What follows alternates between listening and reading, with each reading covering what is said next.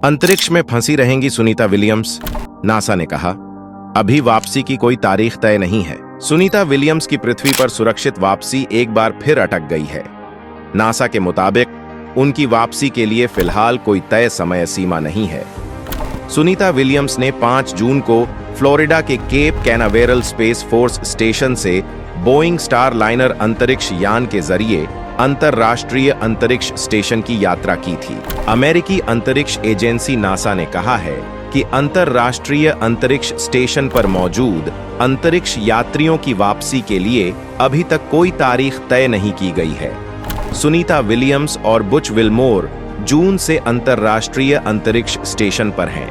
वे Florida के Cape Canaveral Space Force Station से 5 जून को बोइंग स्टार लाइनर नामक वाणिज्यिक स्पेसक्राफ्ट से रवाना हुए थे।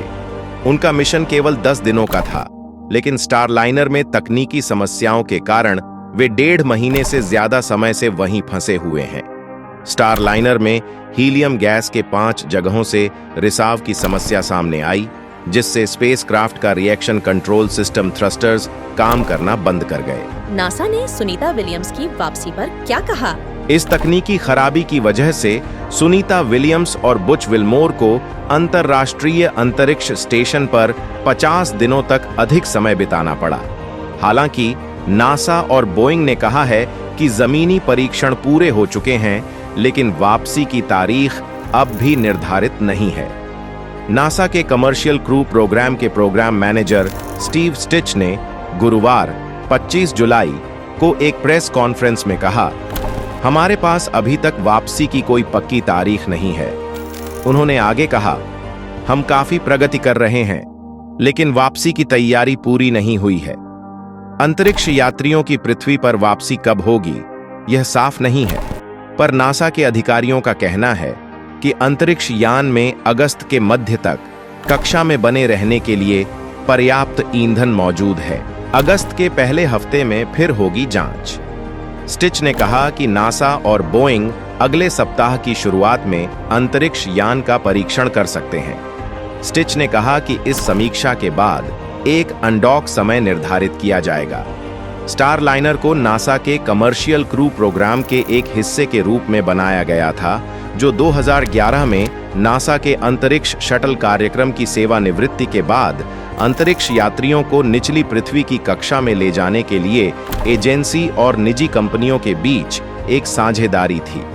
स्पेसएक्स का क्रू ड्रैगन भी इसी पहल से आया था और 2020 में परिचालन शुरू करने के बाद से इसने 13 क्रू उड़ानों की गिनती की है। शुरू से ही मुश्किलों में रहा स्टार लाइनर, लेकिन स्टार लाइनर की अंतरिक्ष की कक्षा में यात्रा बहुत अधिक परेशानी भरी रही है।